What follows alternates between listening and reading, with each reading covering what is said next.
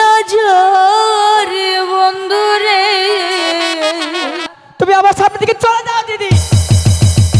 সোনা বন্ধু রে, তোর লাইগায়া কোন করলাম পাহাড়।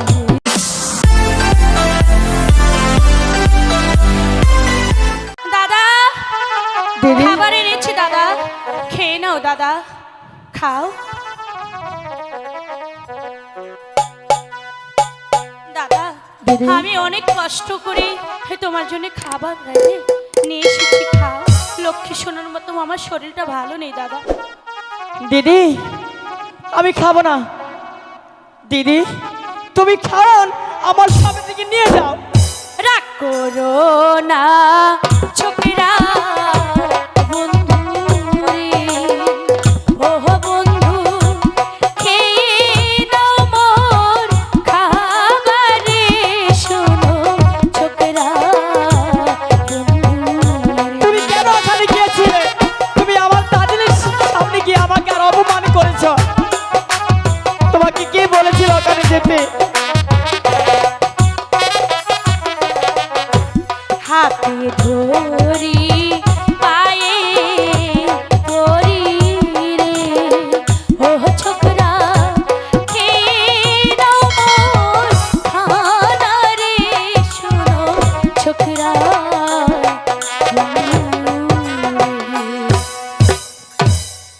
দিদি আমি তোমার সাথে কথা বলবো না, তোমার খানা আমি খাবো না।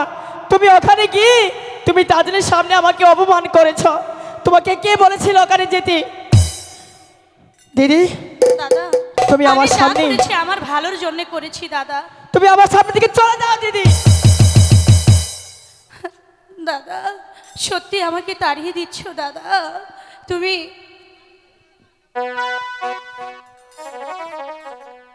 আমি তোর পীড়িতের মারা,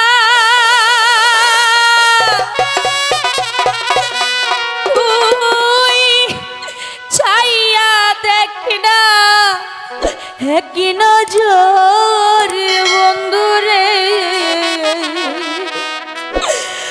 অপরাধী হইলে আমি তো তোর রে বন্ধু, অপরাধী হইলে আমি তো। দাদা আমাকে তুমি এইভাবে তাড়িয়ে দিও না দাদা, তুমি ছাড়া এই জগৎ পৃথিবীতে আমার আর কেউ নেই দাদা।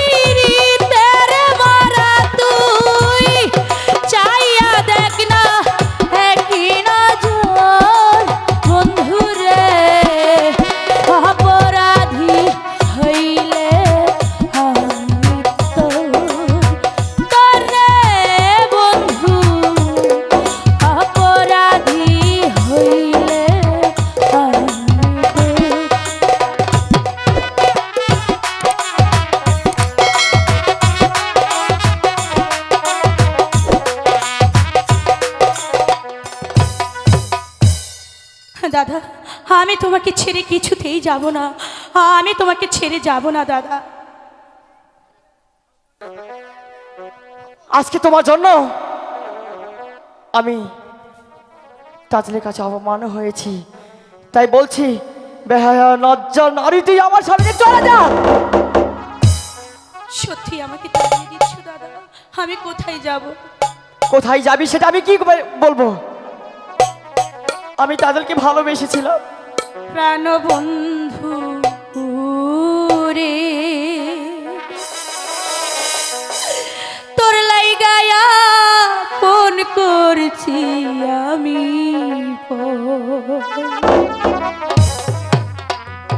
সোনা বন্ধু রে, তোর লাইগায়া ফোন করলাম, আমি তোমার জন্য সব কিছু পার করেছি।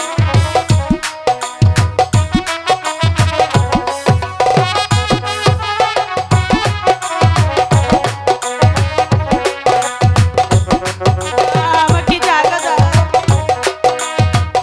আজ থেকে তোমার রাস্তা তুমি মাপো, আমার রাস্তা আমি মাপো। তুমি আমার সামনে কখনোই আসবে না, তুমি আমার ভালো চাও না।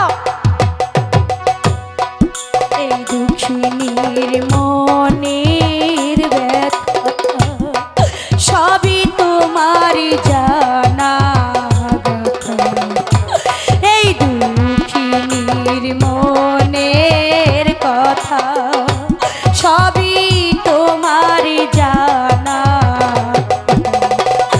ওই আমায় রেখে দূরে কেমনে যা হাও সোনা বন্ধু রে, আমি তোমার লাইগা আপন করলাম, তুমি যদি আমার ভালো চেতে আপন করলাম পর প্রাণের বন্ধু রে, আমি তোমার লাইগা হইলাম দেশান্তর। আমাকে দয়া করো,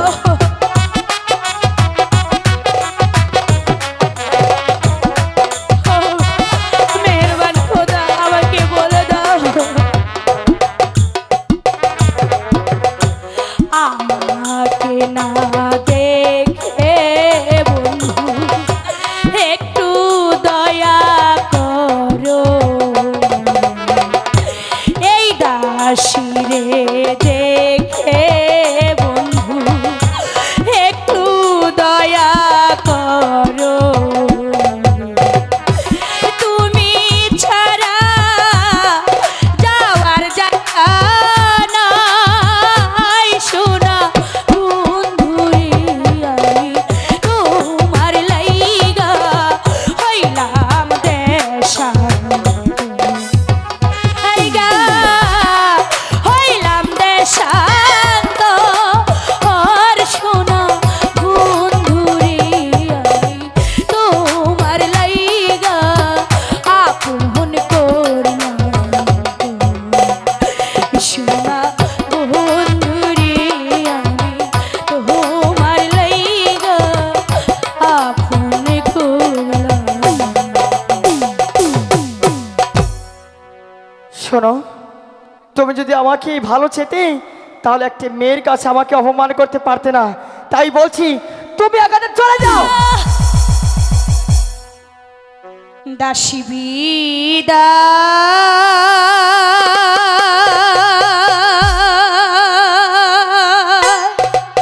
হলো ছোকরা রে,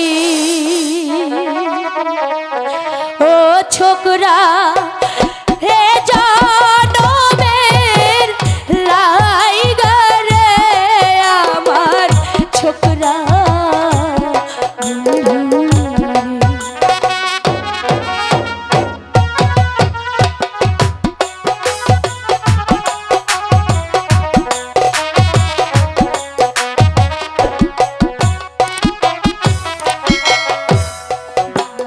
দিনের শিশু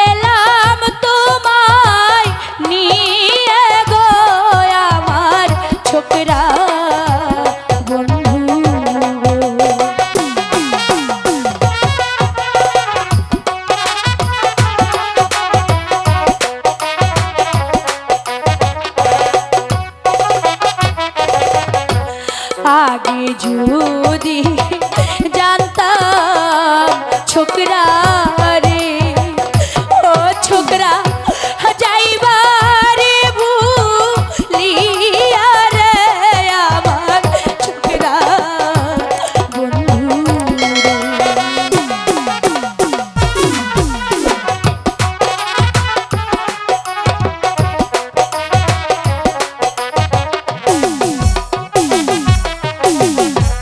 তবে না ফেলাইয়া দিতাম রে, ও ছোকরা খাইতো বোনের বাহাগরে, শোনো ছোকরা বন্ধু। শোনো দিদি, কি হয়েছে দাদা? তোমাকে একটি কথা বলা যাচ্ছে আমার। কি কথা বলবে? এদিকে আসো। যে কথাটা আমি বলতে চাচ্ছি, দিদি 12 দিনের শিশুটা কি আর কাকে তুমি বাঘের মুখে ঠেলে দিয়েছিলে? সে কথা আমি তোমাকে বলতে পারবো না। না, আমি দিদি। শুধু বলতে পারি আমার সেই স্বপ্নের কথা। দিদি, কি স্বপ্নের কথা? আমি সেই স্বপ্নের কথা আমি জানতে চাই, আর তোমাকে বলতেই হবে। এখান থেকে না বলি তোমাকে এখান থেকে আমি যেতে দিচ্ছি না। ঠিক আছে দাদা, তুমি যা বলবে আমার তো সবই শুনতে হবে। ঠিক আছে, আমি সেই স্বপ্নে দেখেছিলাম,